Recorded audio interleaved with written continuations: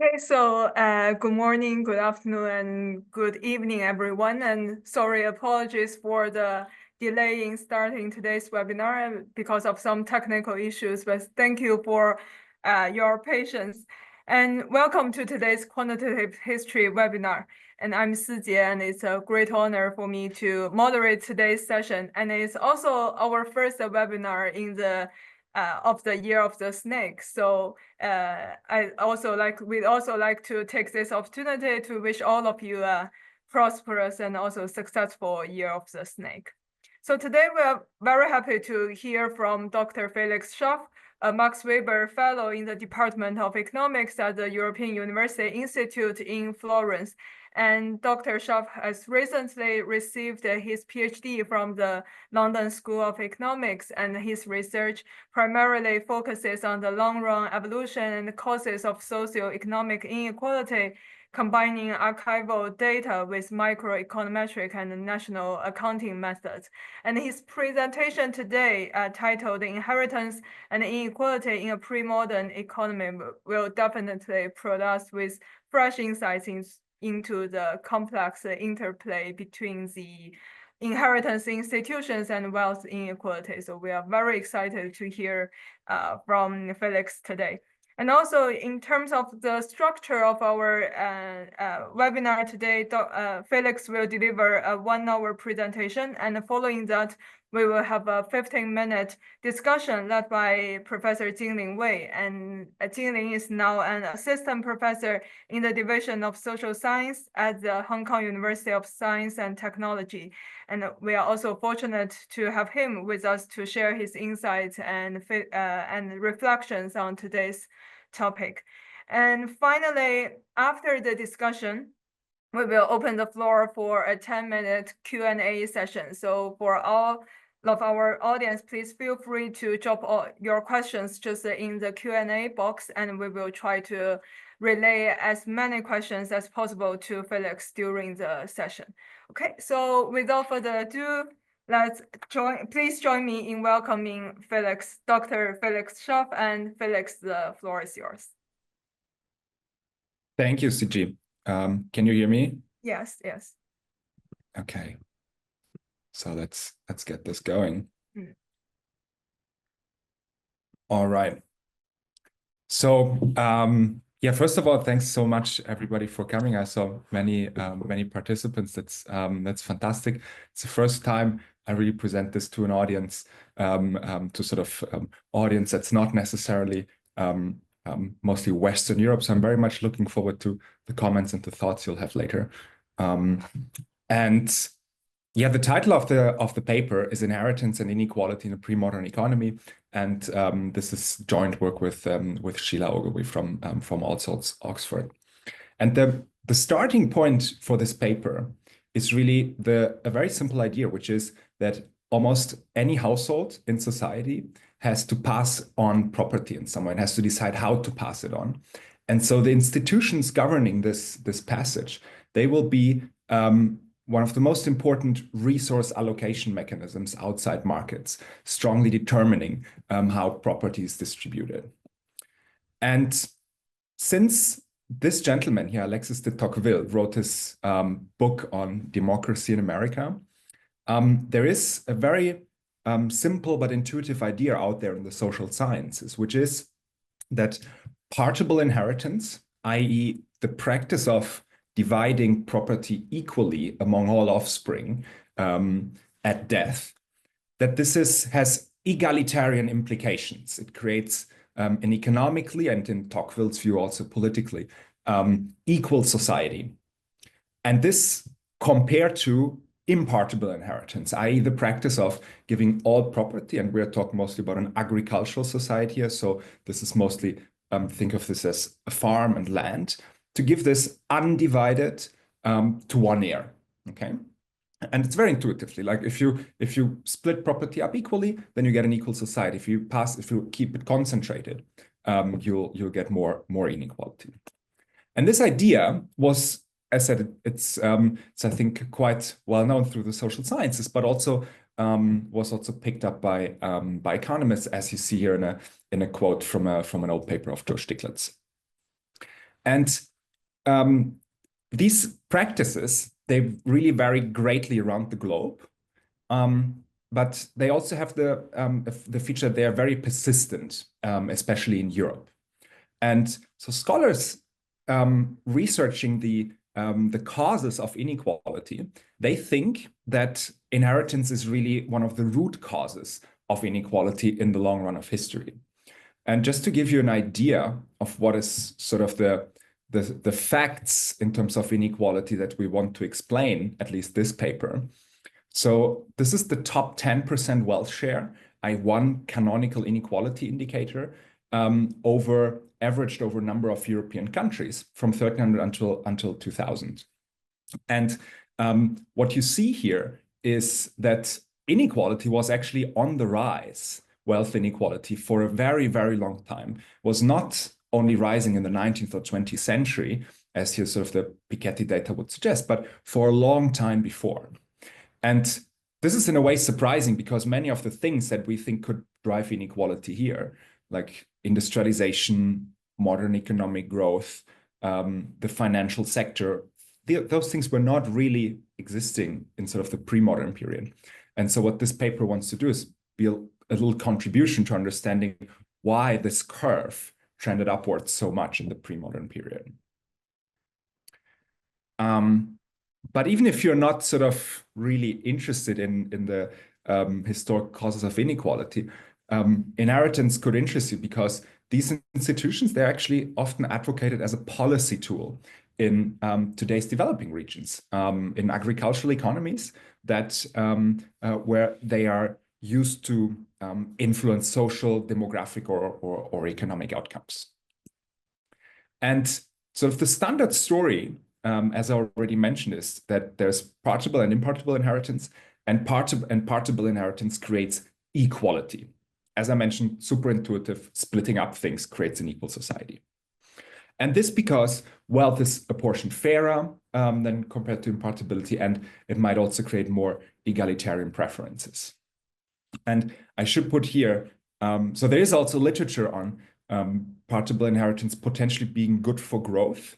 But I should put here, I learned in the little pre-chat we had to the seminar that this is something probably a very European perspective. A Chinese perspective might be very different to this. So learning new things all the time. But there is an established literature also showing with really good data that partibility might be good for growth. However, all these empirical tests, or the systematic empirical tests we have for this story, they are from rich, modern, industrializing or already industrial economies, such as 19th or 20th century Germany or the US. And so this leads to an open empirical and historical question, which is, well, this was never tested, this idea that partible inheritance creates equality, was never tested in a pre-modern agricultural economy, before 19th or 20th century. And this is important because those kinds of economies, pre-modern agricultural, this is the norm in history, and actually still the norm in many developing regions today. And what is a pre-modern economy? In our conception, a pre-modern economy has three principal characteristics. First, agricultural land is the most important production factor and income source. First. Second, household formation depends on landed property. So you need a certain amount of property to be able to form a household. And in the European context, this is, we think, a result of the European marriage pattern. And then third, there are pretty few opportunities to make a living outside the agricultural sector. So there is no economically relevant education yet. There's no industry you can go off to, okay? And this is what this paper is going to be about, testing partible inheritance effect on inequality in such a context. And our main finding, so the punchline of the whole paper, is that in this pre-modern context, partible inheritance, i.e. an institution that is egalitarian in the family because it gives every heir the same, it actually creates more inequality in the wider society. Okay. And just to give you a few numbers, we find that in our context, the Gini coefficient for wealth in partible places is 60% of a standard deviation higher compared to impartible places. And we also find roughly about almost 40% more propertyless households, i.e. super poor households in partible places.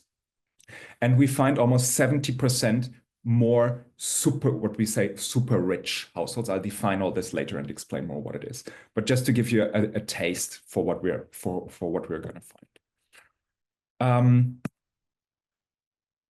You might ask, well, pre-modern economy, how do you measure inequality there? So we are using a source, which is a picture of the original source you see here on the left, that is called the 1545 Turk Tax. And this, why is it Turk Tax? Just a curiosity, because when in the early 16th century, the Ottomans were standing in front of Vienna and were threatening the capital of the Holy Roman Empire and maybe Europe at the time, to invade it. The Holy Roman Emperor, he levied a tax to pay for the war against the Ottomans. And this source is extremely well preserved for one region in the former Holy Roman Empire, or what is today Germany. This region it's in southwest Germany. It's called Württemberg. And for that region, for this state, we have this information extremely well preserved. And this Turk tax, it's almost like a census-like tax register, which covers more than 50,000 households. And it gives us very homogeneous information for around about 700 towns and villages in that area. And to give you an understanding, and here you see, maybe you can see it like it's quite small, but what you always have is sort of a household name, the name of the household head, and a wealth estimate. Okay. And this wealth estimate, this is mainly, you should think of this as mostly real estate, i.e. houses and land. Okay, that's the most important asset class. There were also other things in there, but that's the most important one. And then what we do here is, like, if you have this information, this kind of information, wealth and household head, for a place, you can construct a local household level wealth distribution for all these places here. And then based on this wealth distribution, you can calculate almost any kind of inequality indicator, such as the Gini coefficient, wealth percentiles, or not just inequality, but also measures of absolute poverty or richness. And this is sort of the kind of approach that many other scholars working on inequality in history have taken. And then we get out of this source a bunch of other interesting demographic and economic variables. First of all, the number of taxpayers, and that's in this case equal to the number of households. But we also get wealth per household, so a development measure, and we get wages for servants, i.e. sort of agricultural workers living and working in another household, because for the Turk tax, on these guys there was a special tax that had to be paid, and we have also that information. And we're going to combine this information with another historical source, which is called the State Visitation Registers. It comes from a bit later, from almost a century later, but it's again a very systematic source, which gives us information for our villages and towns about houses and rural industry. Okay, and so here on this map, you see southwest Germany, the colored area, and the black line that you see here. This is the historical border of the state Württemberg, which existed from around about the year 1000. And as you can see, there are two main colors representing inheritance institutions. And blue represents partible, and red represents impartible inheritance. And so, and these gray dots here, these are all the places that we have in our Turk Tax data. And the gray color represents the Gini coefficient. So you get an idea of the kind of variation that we are using here. And an interesting feature, what I think makes this research design possible, is the fact that this is one state, okay, but we have variation in these inheritance practices within that state. So we hold important, if you want, political economy variables constant, like the form of government and so on. And this is important because do not compare countries with each other, but to go essentially within one country. This is, I think, really, really important to make a clean comparison. You might ask, well, where does this information about inheritance come from? So let me give you a little bit of background on this data source. So it comes from an agricultural history project conducted in the 1950s by a guy called Helmut Röhm. And what he essentially did, he surveyed, he sent to around about 3,500 local administrations of towns and villages. He sent surveys to find out what was the dominant inheritance practice in the 1950s, and what were the dominant traditions, or what was the dominant tradition in sort of the pre-industrial past. And here, this map, this is sort of the main outcome of this research project, which shows you impartible in red and white is partible. And this is the situation in the 1950s. And then there is a thick black line, which you can see here. And this is the border sort of in the pre-industrial past.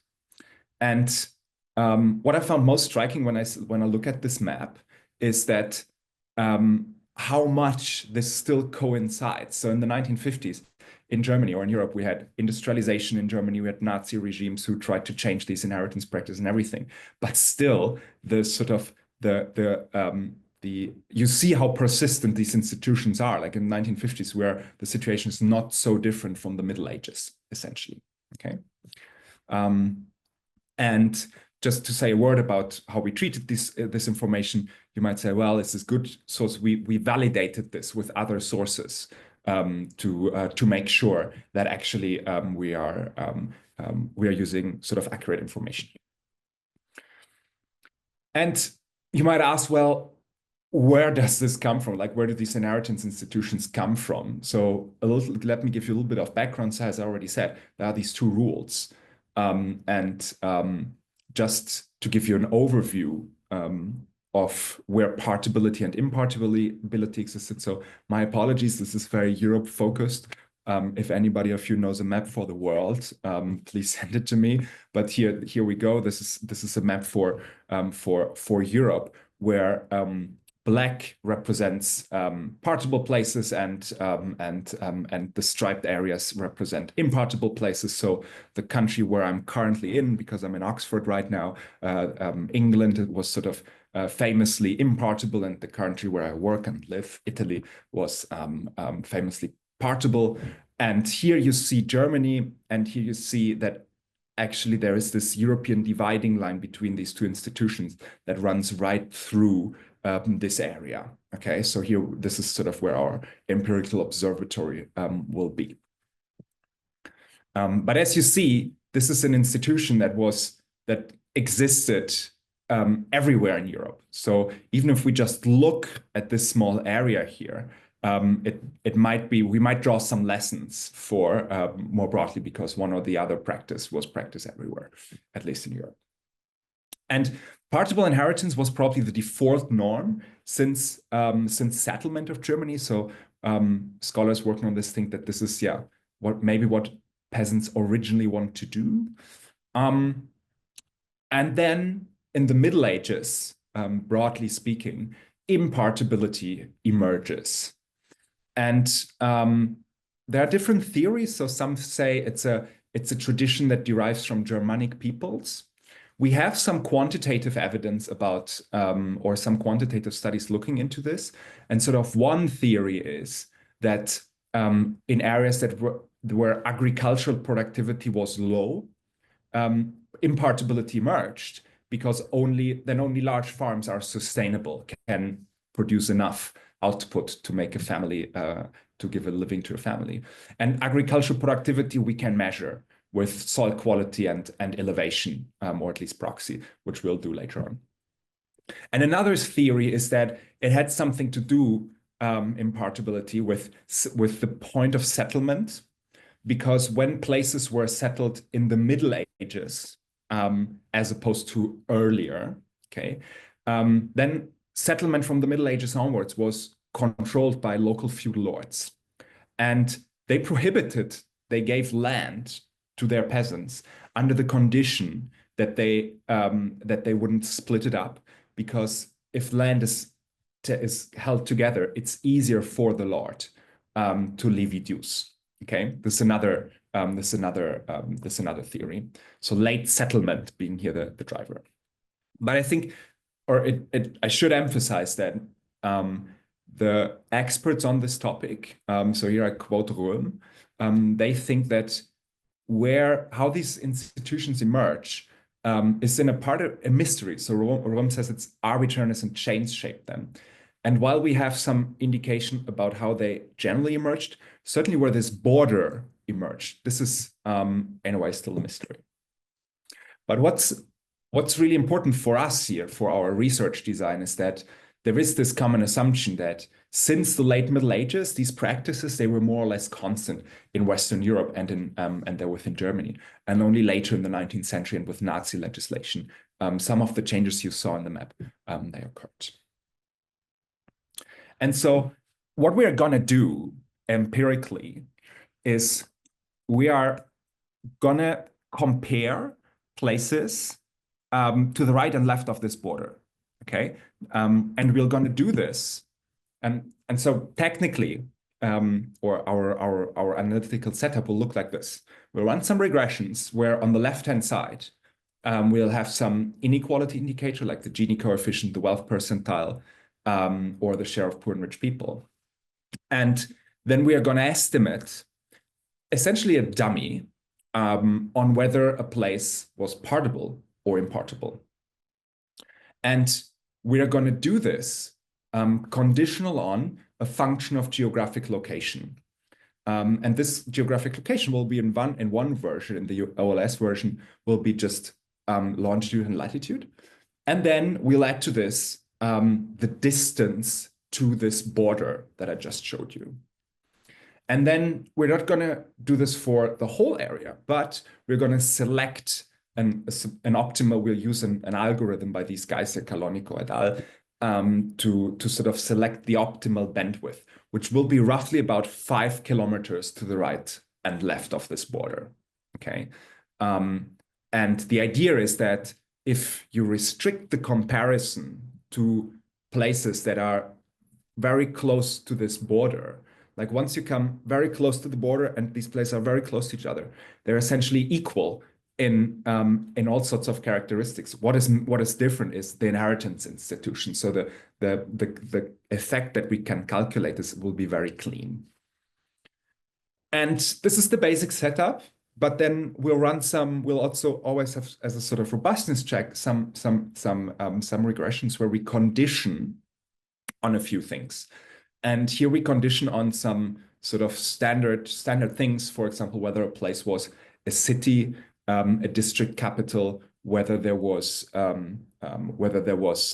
war taking place a few years before, the distance to a river, to the capital city, to the imperial city. These are city-states in the Holy Roman Empire. But we'll also condition on sort of these fundamental variables that I mentioned before: caloric suitability and elevation, proxying for productivity, and when a place was settled, to control for these factors that might have in the beginning caused the emergence of inheritance. And we'll also use it in an IV analysis later. And just to give you, so you might say, well, could it not be that these places, these villages, that they selected into one or the other inheritance institution? And if this happened, if sort of the villages could choose where under which institution they had, then our research design would be invalid. Okay, so the first thing I have to convince you of is that they couldn't choose these villages, so they couldn't manipulate the threshold. And what you see here is a simple density plot of the number of places or the share of places that were to the left of the border, i.e. impartible, and to the right, i.e. partible. And the idea here is if places could sort, then you would probably see around the border some strange movement. So for example, so extremely high values here and very low here. But what we see here is that the crossing from one institution to the other, there is roughly the same amount of places. So this gives us some confidence that villages did not sort of choose their institution. So this threshold that we're using, it's indication of it being exogenous as opposed to manipulated. And then another assumption I have to convince you of is that there are actually no other systematic differences or no systematic differences in other potential determinants of inequality. So sort of we look here at very fundamental geographic factors. And here I plotted for you the caloric suitability index, elevation, distance to rivers, or to the capital city, Stuttgart. Stuttgart was the capital of Württemberg. There are more in the paper, but I just brought 4 here. And what you see is that there seem to be no systematic differences, like around the border. So here on the left-hand side, we have impartible places. On the right-hand side, we have partible places. And this is sort of the inheritance border. The difference around this border is very smooth. Okay, so there seem to be no differences among these around the border in these other determinants. But then if we just look at our raw inequality data, so remember the little gray dots on the map and the places in the Turk Tax, and that we calculated inequality indicators for them, then you actually see that there are quite substantial differences. So here I plotted 3 inequality indicators. The Gini coefficient, an indicator of overall inequality. The top 10% wealth share, i.e. an indicator of inequality looking at how much concentration of wealth there is at the top among the rich. And the bottom 50% wealth share, i.e. an indication of inequality looking at how much, or better saying, how little the poorer half of the population owned. And as you can see here, among all these, so just focus on the Gini coefficient.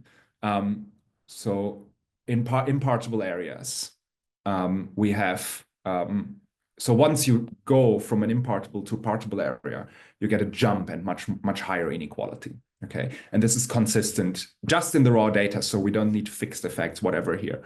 I'll show you the more refined version in a second. But so already in the raw data, you see this jump. Interestingly, so the final chart here, D, this is the log wealth per household. So we also calculated average wealth per village, which is a development indicator, right? So this is inequality, but this is absolute prosperity at the household level. And I told you before that there's some literature thinking that partibility creates growth.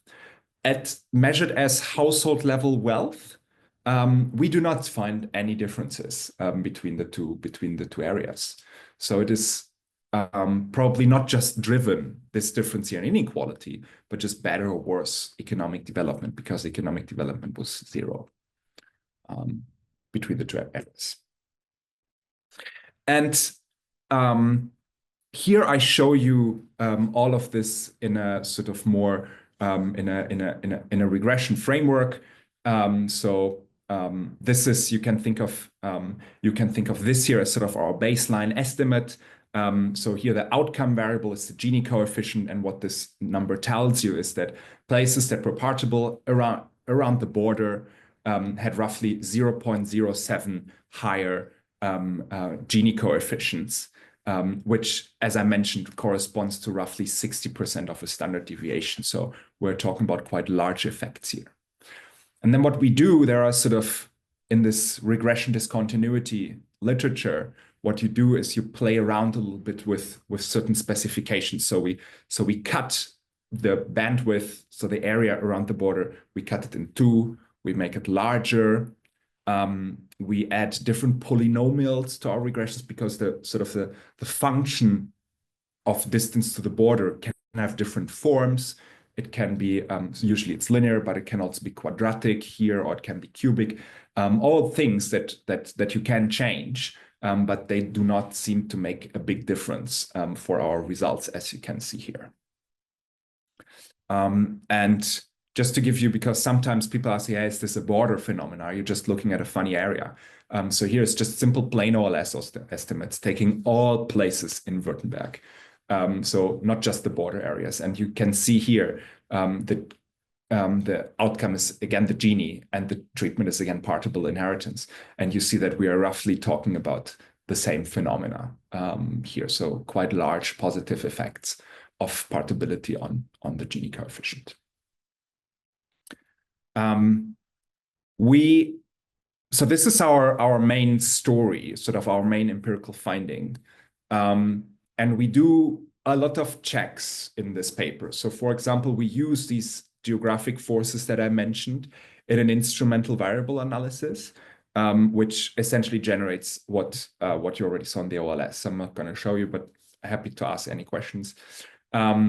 We shift this border, sort of, we do some placebo tests. We exclude some areas around the border. We play around with these bandwidths, again, a little bit more. We exclude sort of small communities and enclaves that you saw in the map. You might say, well, it looks pretty funny, this map, lots of small places. We exclude them, doesn't do anything to our results. We look only at villages, but all this does not change our results. I want to show you two, maybe one. Let's start with one and see how we do on time, which is this here. So you might say, well, you look at this funny place, Württemberg, maybe it was very special. And so in order to, and another question you might ask would be, well, you look at a cross section, you get the effect in one point in time. But if you want to explain inequality growth over time, you need to show development over time. Okay. And so what we did here is we took a panel of small German communities, essentially from my previous research, where we have information about inequality as measured with the Gini coefficient or other indicators over time, from about this period here, so 1450 to 1800, in roughly steps of 25 years. Okay. And from a different source, not the Röhm map, but there are others out there which are not so precise as Röhm, but they have the advantage of covering all of Germany. We got information about how these other areas, what inheritance practice they likely had. And we interacted this with a time trend, because this gives us then the coefficient that you see here gives us how much partible inheritance, how much inequality growth it created over one time period, and one time period here being roughly 25 years. 25 years also corresponds to roughly one generation. So what does this estimate here tell you? It tells you that over one generation, places of partible inheritance had more inequality growth by this magnitude. And if you remember that if the coefficient we had for Württemberg was roughly 0.07, then what this tells you is that, which is roughly 3 times this coefficient. What this tells you is that the effect we observe in Württemberg, the 0.07, 60% of standard deviation, corresponds to roughly the inequality growth we observe over 3 generations in the broader German-speaking Central Europe panel. Okay. And you might also say, well, all very good, but could it be that sort of this is a local effect and people sort around, or at a broader level, things equal out? So what we did here, another robustness check, and then I swear I'm done with robustness checks, is we aggregated our data at sort of a level of larger administrative districts. So Amt level analysis, we call it, because Württemberg was divided in 52 Ämter. And so we aggregated the data at that level and calculated Gini coefficients, and then looked at the share of places that practice partible inheritance as a treatment variable. And what you see here is that also at this larger aggregate unit, we get a positive correlation between partibility and the Gini coefficient, which makes us confident that we are not in the main analysis observing sort of funny local effect, but this is actually something that happened that hold more broadly in society. So far, I just showed you some empirical results. The real question is, why does partible inheritance create more inequality? Like, what's going on there?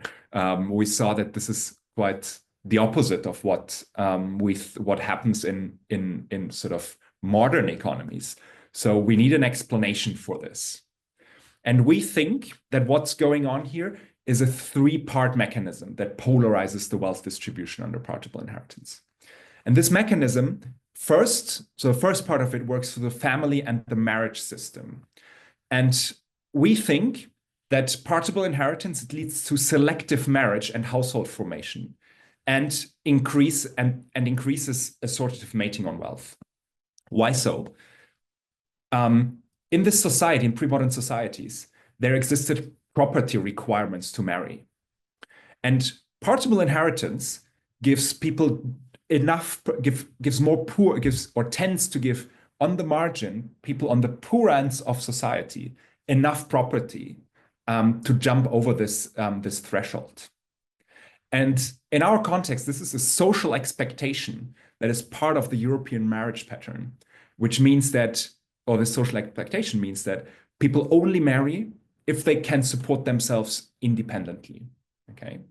And just very briefly, I think most people will be familiar with this, but what is the European marriage pattern? It's also important to keep this in mind for drawing big comparisons between Europe, China, and so on. The European marriage pattern is a special demographic behavior west of the so-called Haina line, so going from Trieste to St. Petersburg.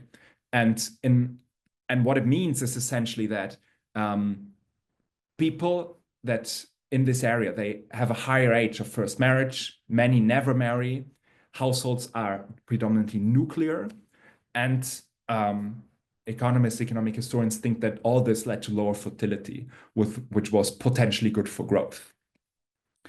Importantly for our story here is that the gatekeeper to marriage, and therefore the ability of a couple, and therefore to form a household, was the ability of a couple to demonstrate an independent livelihood, which was facilitated by the inheritance of land. And so others who don't have land in this economy or independent livelihood, they have to refrain from marriage and household formation.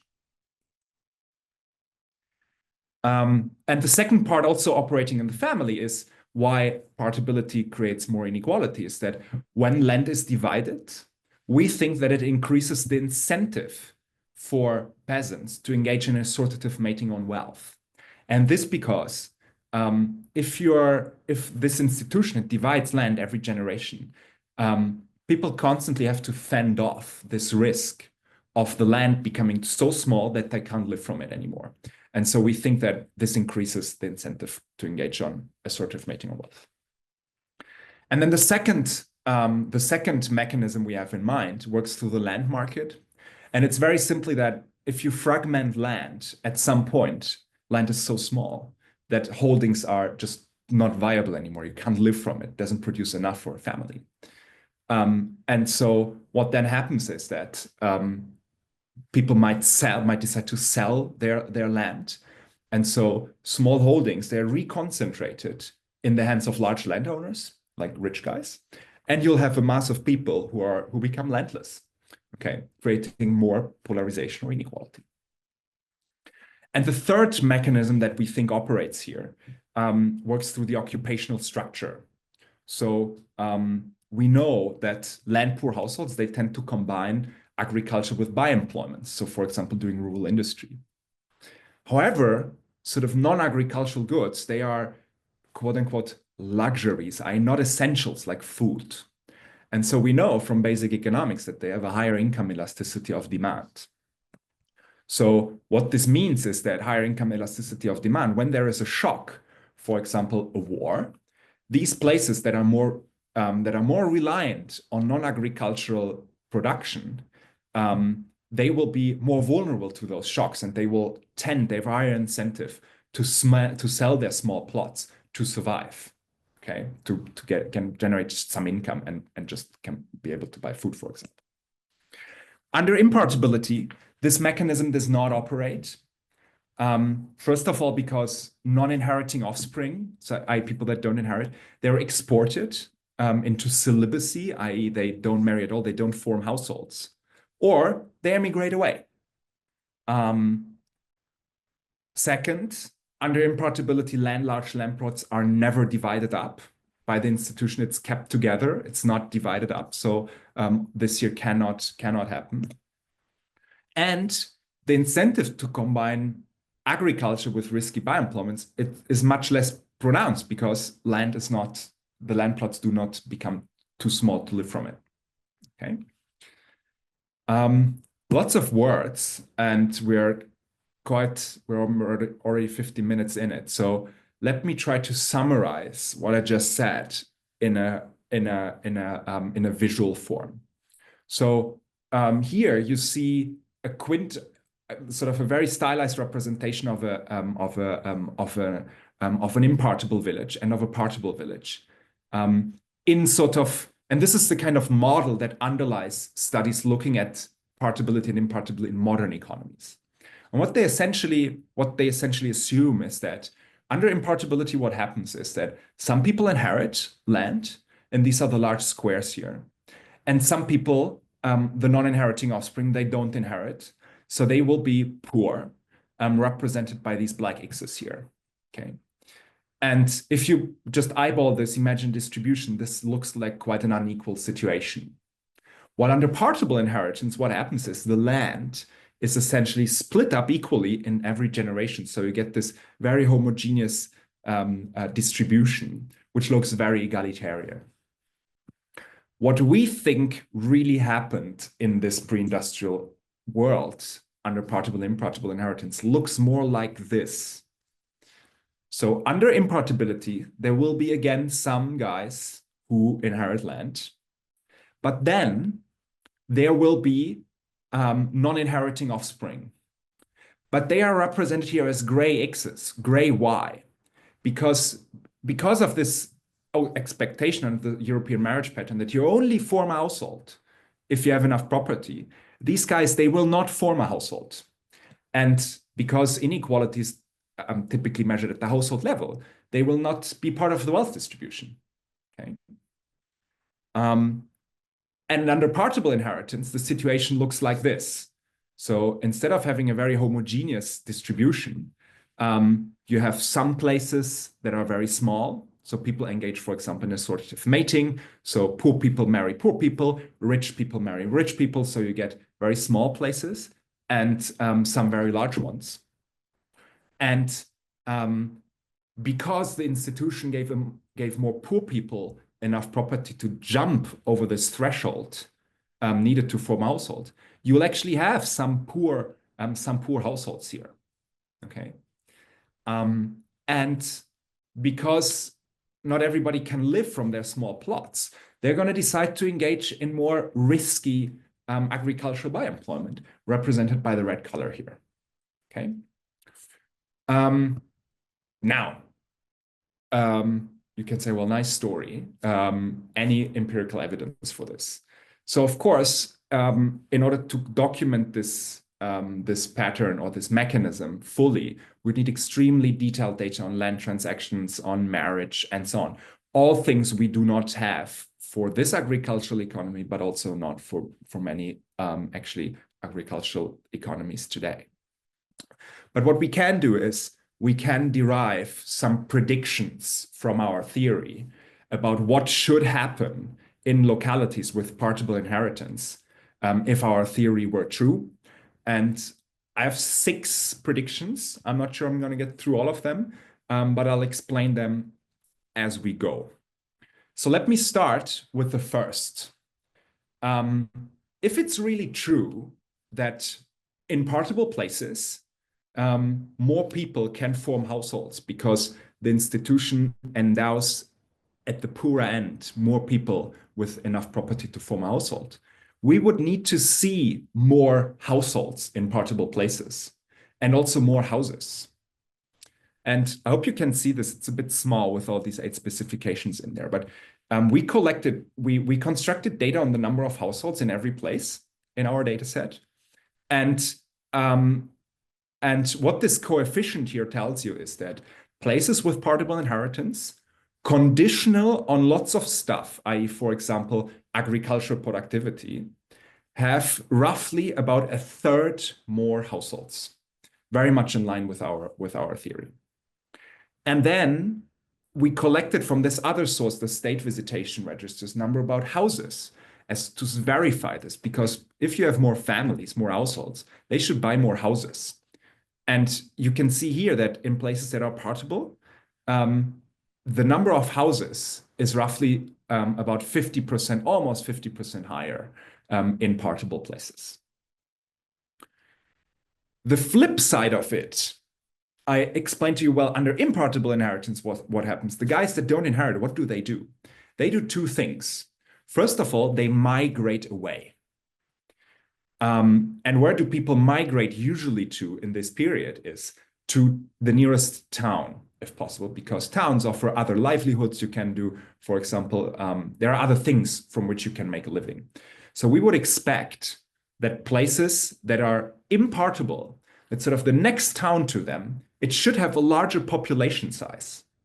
Or, just interpreting it the other way around, partible places have a lower population size.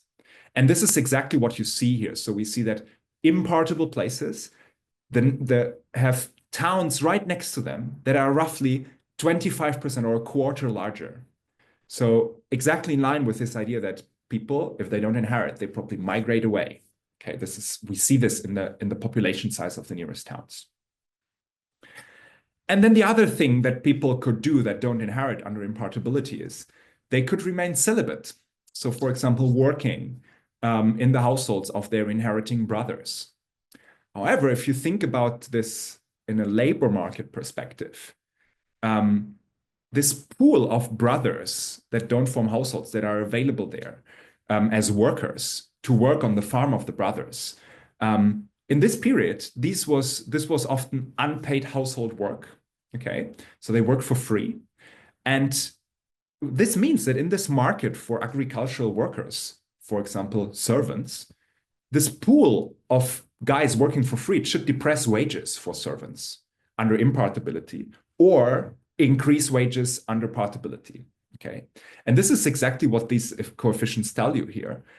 We find roughly about 10% higher servant wages under partibility.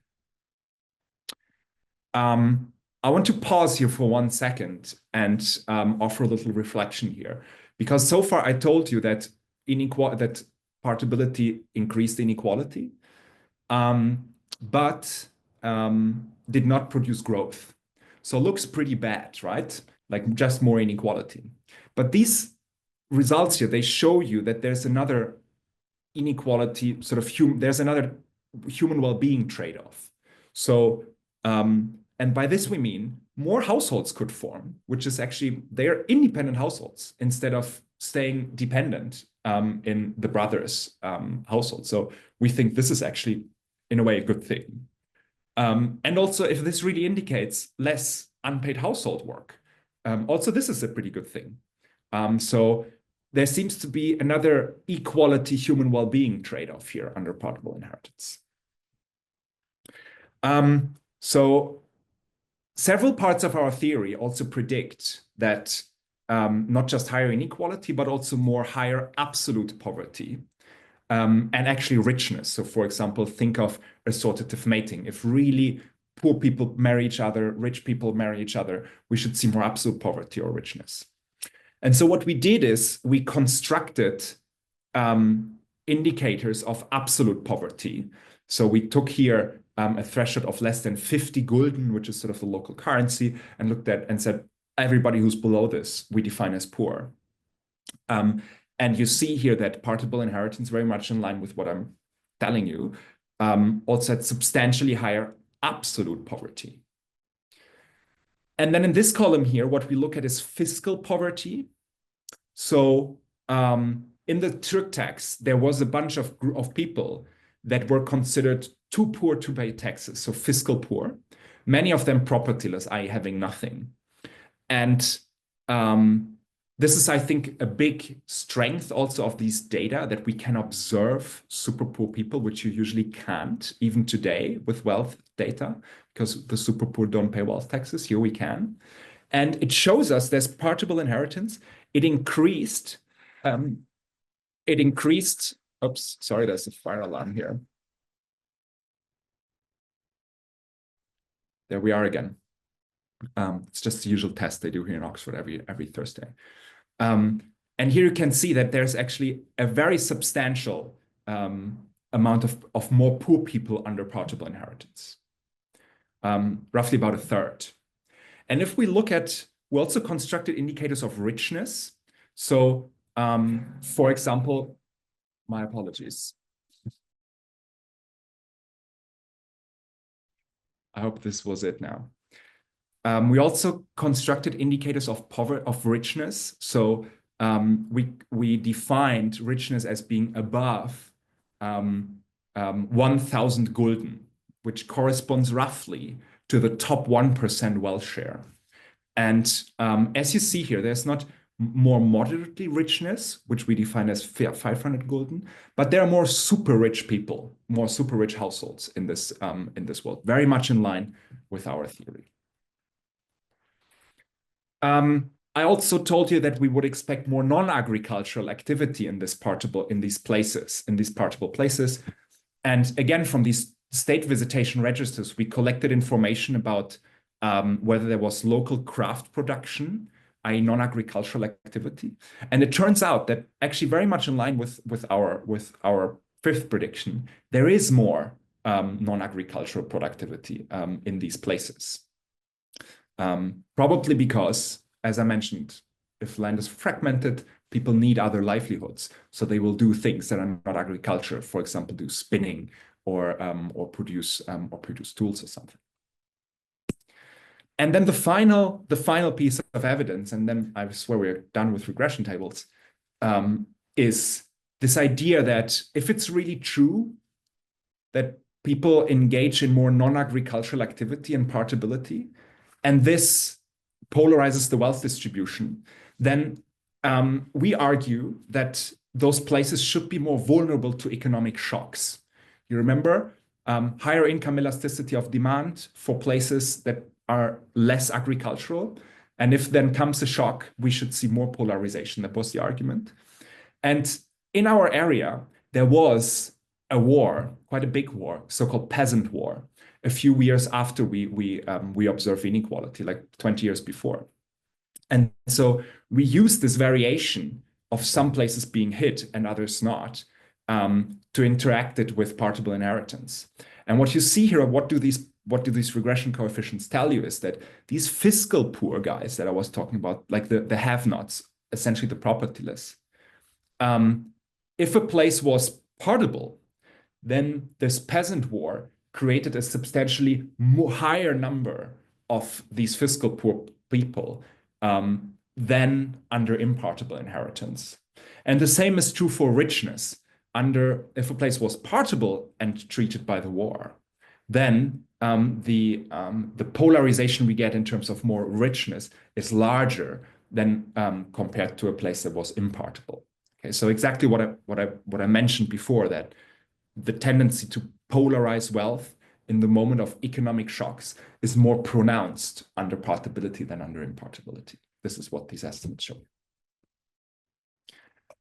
So we're almost there. Let me wrap up briefly, and just to give you a few reflections on what I think are the main takeaways from this.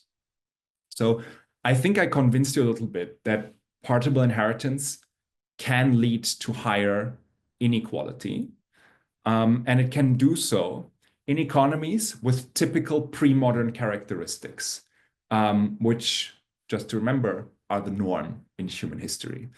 And these characteristics are, for example, land is super important. There are not much other livelihoods. That marriage is household formation and marriage are restricted to those who have a livelihood. All those things I mentioned before. And in this context, inequality can go up under partibility. But we do not find evidence for real prosperity gains in terms of higher wealth. I just showed this very briefly to you.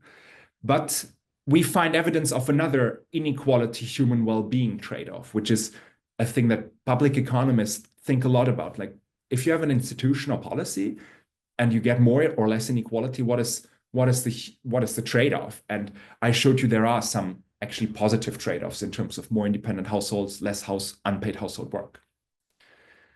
And another insight, and I hope I convinced you a little bit of this, is that all this comes about higher inequality under partible inheritance through a three-part mechanism, working through the family and marriage system, the land market, and the occupational structure. And you might say, okay, so what? What are the broader implications here? Well, first of all, partible inheritance really has ironic effects in these pre-modern economies.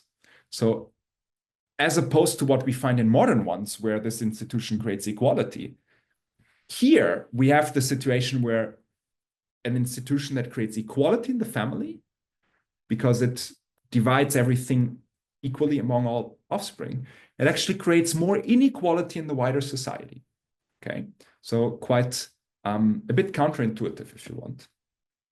And the broader lesson here is that probably economic context or social context, historical context, it matters for the effect of a major institution. It interacts with the institutional environment, for example, in our case with the European marriage pattern. Another implication of all this is that partible inheritance, instead of being a force that reduced inequality as opposed to impartible inheritance, if you believe the results I showed you, and considering how widely it was applied to Europe, then partible inheritance was probably rather a deep cause of inequality across Europe, and potentially other areas which had the same characteristics, okay, which we of course never find exactly in history, but potentially.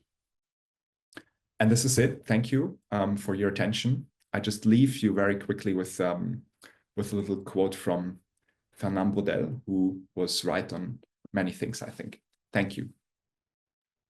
Thank you so much, Felix, for managing the time so well. And also, thank you for the very thought-provoking and insightful presentation. And before we move to our discussion today, please allow me to remind our audience that if you have any questions, please just write your questions in the Q&A box, and Felix will address as many as them in the Q&A session.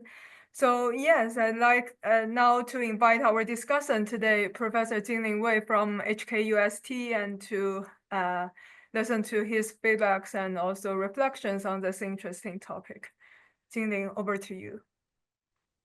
Thanks, Zhijian. Thanks, Felix, for this fantastic paper. Can you see my slides, and can you hear me, just to check? Yeah. Yes. Okay, cool.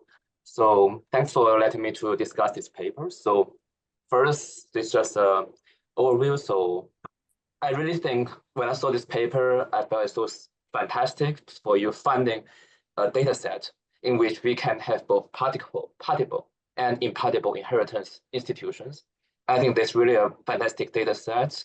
And you did a great job in using spatial RD to do empirical tests to show that partible inheritance can lead to inequality. So due to several mechanisms mentioned, I think most important one I saw was the vulnerability of small landholders. And I think it also has some potentials in helping explain further for both the little divergence in Europe and even a great divergence between the West and the East, because we know the inheritance institutions vary so much across different countries. And you see for the UK, they have that impartible inheritance institutions. And I will just go to more details that I think that might be more helpful for you. I hope that might be helpful for you. Yeah. So sorry. So first is a natural thought is because you have this model or the conceptual model, because we have fixed costs for a person to live.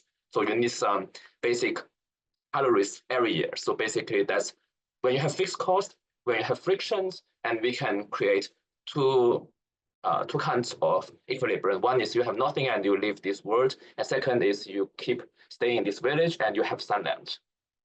But in this conceptual framework you showed, I think a question is still the Tocqueville's analysis is there. So positive wealth effects, if people get richer, they have more children, and still your model has not replied to this problem. So if you have 3 children, 5 children for the richest landlord in your village, in the next generation, they will be split into 5 tiny landlords. And then they might have 2 kids, and then that will be 1/10. And then the large landlord might become 10 middle or small landholders in just 2 generations.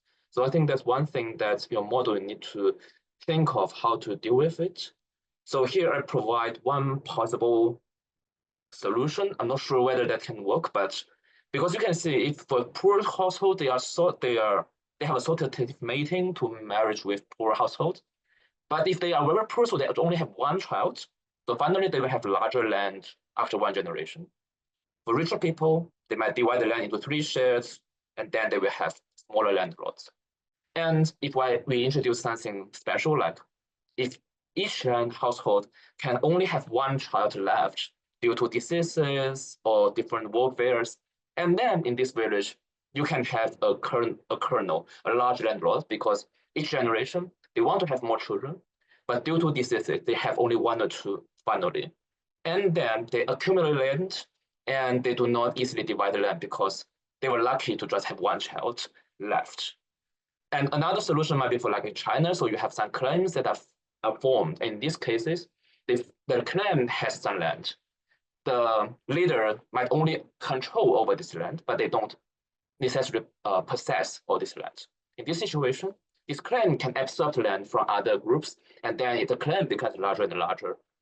Yeah, even if they might have 1 children per generation, but gradually this clan might get larger and larger. So I think this might be one solution to your conceptual framework to deal with Tocqueville's traditional views. And the second point is because your paper is a bit different from others' papers. They all just talk about the Gini coefficients, the Gini indexes, or other things. But in your model, that people who remained single are an important component, especially in the impartible institutions. So I think it might be better to write explicitly how Gini indexes are measured. So are single people counted as family members of larger families? So like the home servants, individual families, or not counted? Yeah, because I have some involvement in this sort of meeting, so I really hate this feeling that you need to decide whether you need to include these people. And after you include these people, you need to tell people what Gini index means when you have some changes to these definitions. And the second, so this may be welfare, so the top 10% of bottom 50% of the population. I think it might be better because to talk a little bit about welfare more explicitly. I think you just mentioned a bit, but I think you might go deeper because also for impartible institutions, we have many people who migrated and left these communities forever because they didn't have land. And in different periods, this can mean a lot because for Malthusian world, if you leave the communities, you cannot find another job or another land in other places, and then you might just end up very poorly. But if you are, like, if you go back to 2,000 years before, and then you will see there's a lot of land, and you can just go to a new land, you work on that, and you get even better jobs than staying in your village.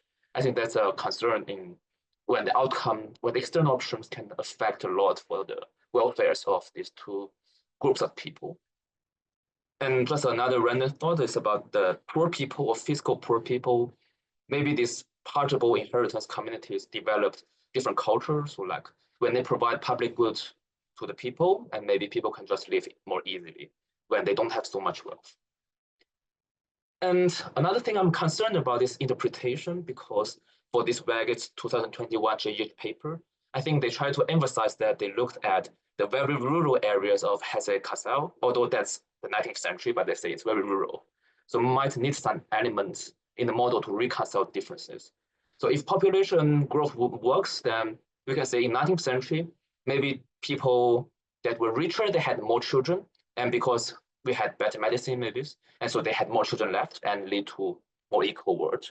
But earlier, you just have one child each generation, and then you can keep this unequal situation for a long time. And also similar to that model, I think you're familiar with that. They all had a fixed cost. Okay.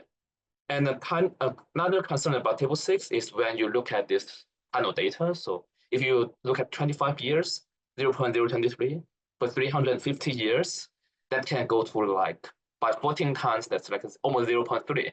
And that's a horrible gap in Gini coefficients. And also for the lower population, that can be almost 20%. So I think they are all too large that I feel it's a bit weird. So can you look at it? Maybe it's due to a small sample and some outliers are driving super large results. Yeah, I think there are small tiny points. So there I can send it to you later. And one question that I really like to know is that how did you digitize these handwritten archive materials? I really appreciate all your efforts. And I also meet these problems, so I'm really curious about that and hope to hear more from you. Thank you. Thank you so much for this excellent thoughts, Julian. Much appreciated. If you can send me the slides, that will be worth gold. We are now revising it. We're waiting for referee reports also, but we will merge everything together. Thank you. Sure. DG, how does it work? Do I respond to a few things, or do we open up? Would you like to take some time to respond to Jinling's points, or? I just pick out a few, so that we leave some time. So we still have there are many interesting points that I have to still process, but I think one point I want to say something about is the Tocqueville, how do we match Tocqueville? I think the context is very important. So if you think of Tocqueville, he wrote in a context of early 19th century America, like where you had an almost unlimited supply of land, so where people could just move away. In our context, late medieval, early modern Europe, we do not have this. It's very densely populated, so people cannot just move west. Okay, that's important. Why I think Tocqueville captures is true for a very specific context. Then you mentioned how is the Gini measured, and I think what's coming up there is a little bit this distinction between individual level and household level inequality.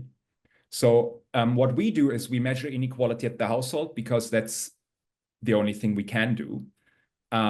So for Germany, we can measure individual level inequality for the 2010s, I think, but not for the 16th century. So we're a little bit data constrained here. But we actually think that our comparison with the other studies holds. So you mentioned the Vegas study, but there's also the study by Bartels et al. Who show sort of a lower inequality under partibility in 19th, 20th century context. But also these studies, they look at the household level or even the farm level, okay? So what I want to say is, it would be nice to have individual level data, but the comparison sort of that we find the opposite of what others find in the modern context, which is actually not true. Like there are some elements, for example, in the Bartels paper, which is a fantastic paper, that is similar to what we find, but the comparison is the same. We both look at household level inequality. So the contrast between the findings, I think, still holds. A very interesting point that I have to think more about is the different cultures of public good provision. We look at the same state, places within the same state, they were all Protestant. So Protestantism, Catholicism in this context would have implications for public good provision. They were all the same state. They were all the same religion.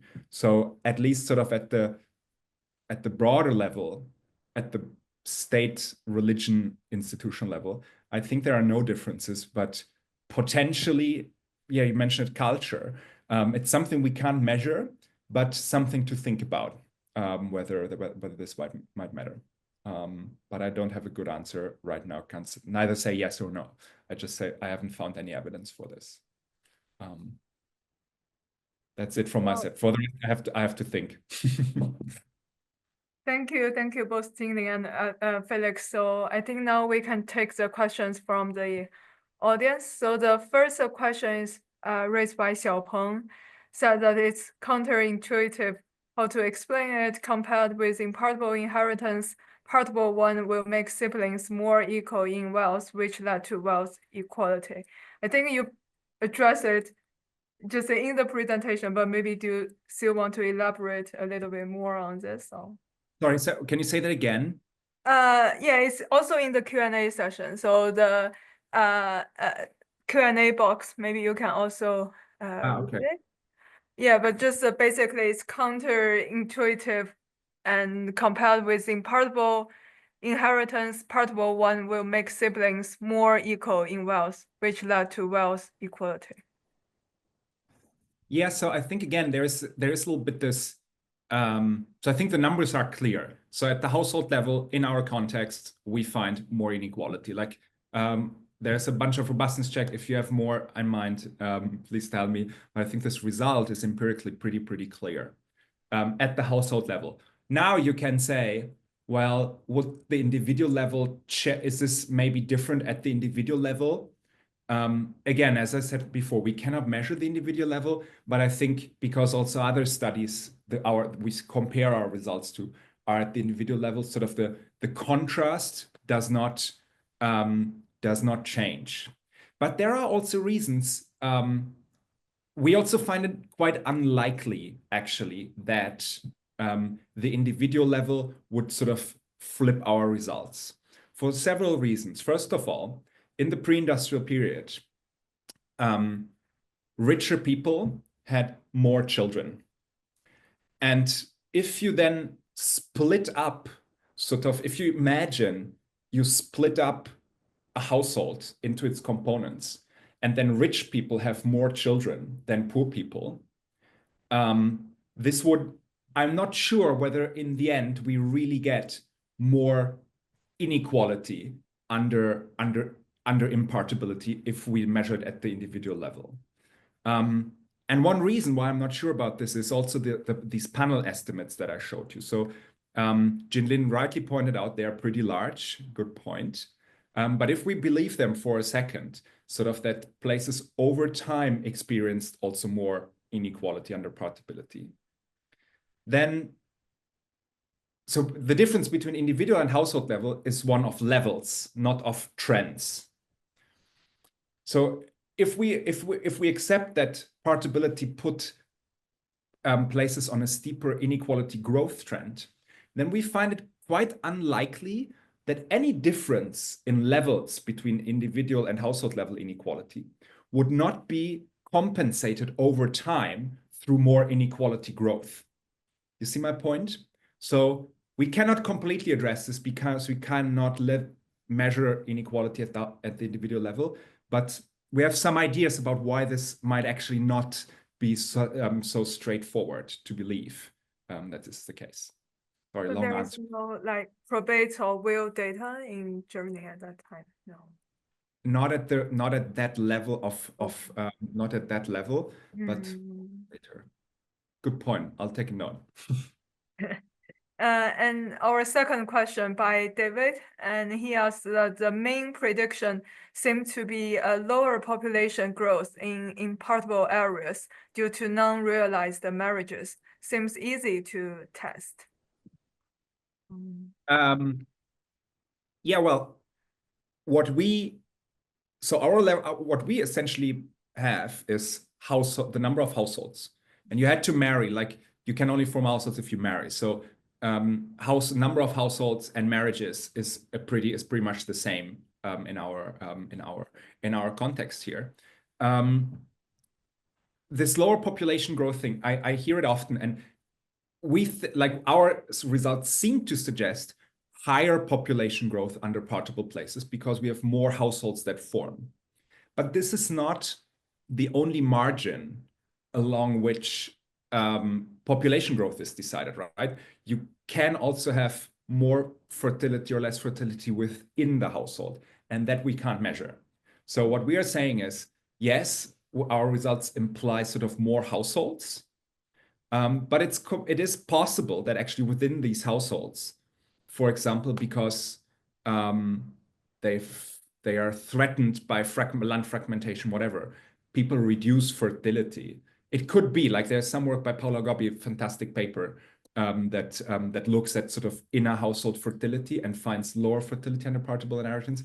We can't. We can only look at sort of number of households, and there we see that partibility creates more households. Thank you. And the third question by Michelle. How about household size and its variation within society? Intuitively, the fiscal rich and the fiscal poor may have different number of children, which I believe might be relevant to your story. Yes, so can I share my slides one more? Yeah, of course. Okay.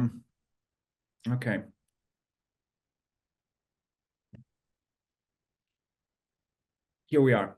So yes, actually, like we think that there is an implication for family forms, but it is between partible and impartible places, because our argument here is that under impartible inheritance, people that don't inherit, they will be exported into celibacy or immigration.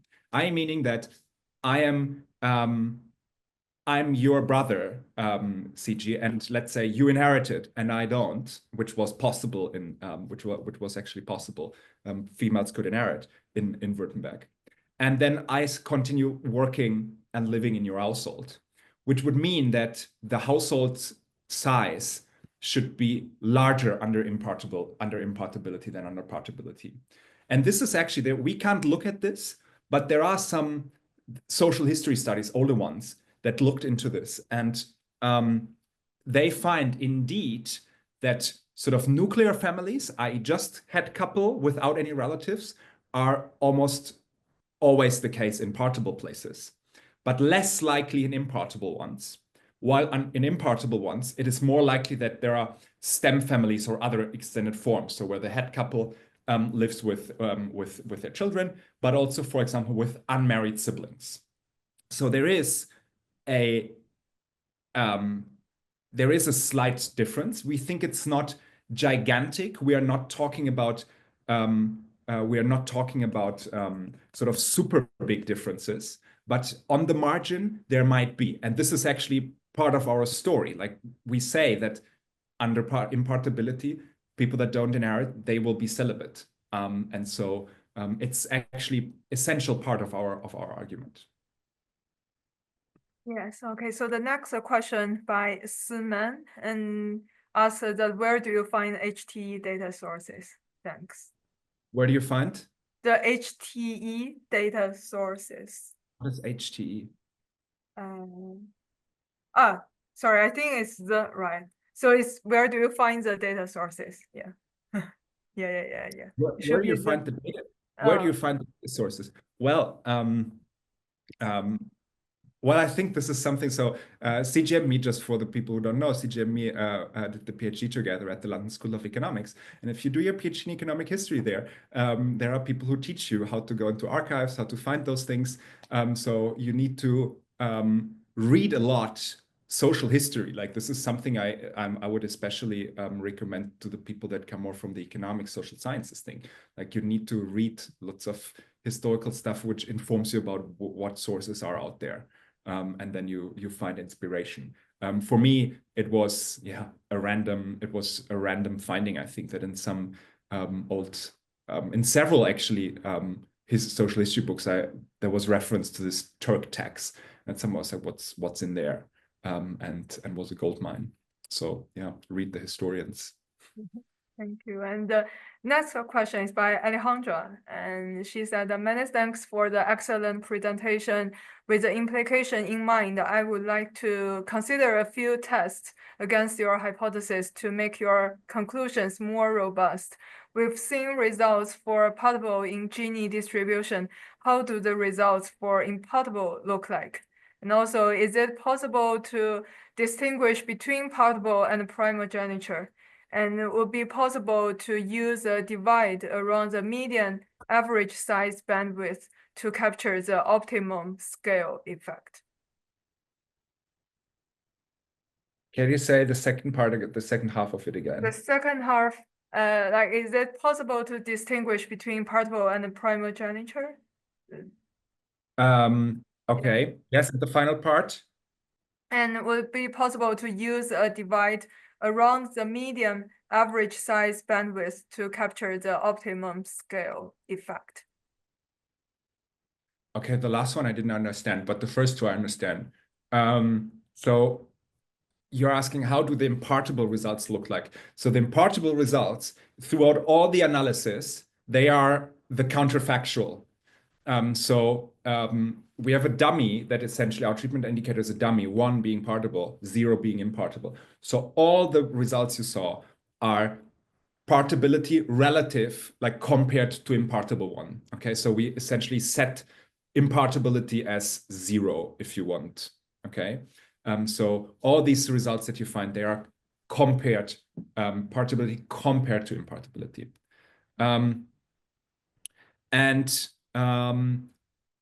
Oh, it's our Alejandra. Yeah, you should have told me. Hi, Alejandra. Thanks for the questions. How do we distinguish impartibility and primogeniture? Well, I think in historical reality, in this area, so it could be either the firstborn or the lastborn son. We call it impartibility because what actually happens, it's not necessarily going the inheritance to the oldest. It could also go to the youngest.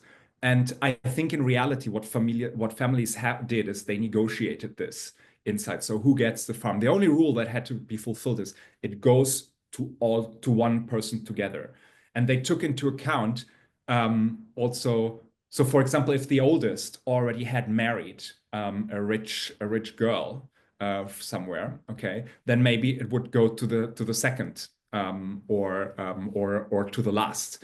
If maybe the second went to a monastery or whatever. So what I want to say is it's not strict primogeniture. The only thing is it's impartible, i.e. it always went to one person. All the rest was up to family negotiation and varied greatly. The final two questions. First is from Jiawen and asks that why do individuals living in regions with impartible inheritance institutions often facing extreme poverty not migrate to neighboring areas governed by partible inheritance systems, where non-agricultural industries appear to be more developed and offer greater economic opportunities? Sorry, can you repeat that? Just for people who living in regions with impartible inheritance, they're very poor. So why do not they migrate to the neighboring areas of partible inheritance one? Okay, very good question. So we think people do migrate. It is part of it is in a way part of our story. So as I showed you, like people, for example, we have evidence we can show that people migrate to the nearest town. Okay, but so first of all, if you're poor in your village and you're too poor to form a household in your village, and you have to live in your brother's household, you are also too poor to migrate to the next village, right? And in addition to that, we should not think that in this society you could migrate freely around, like, and buy land freely in one or the other area. So there was actually the rule in Württemberg: if you wanted to sell land, you had to offer it first to people from inside the villages. So actually three Sundays in a row before church, you had to offer the land in the village. And only if nobody wanted it, which is quite unlikely in this society, then you could sell it outside first. And then second, so this was an institutional restriction to sort of just going away and buying land somewhere else.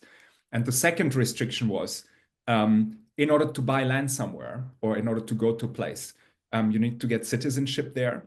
And communities, if you were poor, they would see you as a risk to the social welfare system. You might need poor relief, and so they would not admit you, or they would ask you to pay a high price to become community member, which if you were poor, you just couldn't afford. So we think that poor people migrating away is quite unlikely, but they might go more to cities. But richer people potentially could, but it would actually be completely in line with our mechanism that we produce. Like, it would not go into the other direction. So I think that our final question here, and I also send you the in the chat box, just Lu Yuan is also actually now living in the Württemberg, and I'm just wondering, does land fragmentation necessarily lead to lower productivity, and small-scale farming like mixed cropping or intensive methods might have benefited productivity? Does this just not apply to Württemberg, your sample, or how does your analysis account for such potential benefits of land fragmentation? Good question. So I think there are two different effects here, like, or many different ones. On the one hand, if you fragment land, okay, and sort of, you have to imagine, like, practically, peasants would have a piece of land here, a piece of land there, a piece of land there. You have and you have to go to all these places to work on them. You lose lots of time for unproductive activities. Okay, there are actually, I read in an old agricultural history book a number saying something like probably peasants lost around a quarter of their time just moving around to all their parcels. So that would be a loss in productivity. I think what is not so relevant is this economies of scale argument. We know for the pre-industrial period, economies of scale were not like the sort of optimal land size of plots was actually quite low. So some reasons to believe that partibility reduced productivity. But on the other hand, you could say, well, if these people, they have an incentive to sort of do things that are non-agricultural, for example, going into crafts, which could be quite profitable, which they had an incentive to be sort of more entrepreneurial, if you want, okay, then this increased productivity on a different margin than just agricultural production. So this is, I think, part of the reason why we find a zero effect on household level wealth. Like, there are things pushing into the different direction. It's well possible that absolute development levels are therefore zero, like differences. Thank you very much, Felix. And also, there are still some follow-up points by Alejandro and Jiawen, but we'll collect them and send it to you after the webinar. Thanks to everybody. So thank you, everyone, and thank you for the great discussion. Yeah, thank you, and a big thank you to everyone for joining us today, and also a big thank you to Felix and Jingling. Thank you all for joining us today. And also, before we end our session today, I'd like to remind everyone that our next webinar will be on March 6th at 9 p.m. Hong Kong time, when Professor Zhi Wucheng will present his recent work on the rise of the South. And we were also very honored to have Professor Billy Su as our discussant for this session. So thank you all for being here today, and looking forward to seeing you in our next webinar. Thank you very much, Felix. Thank you, Jingling. Thank you, Felix. Bye-bye. Bye-bye, bye-bye. Yeah, we are.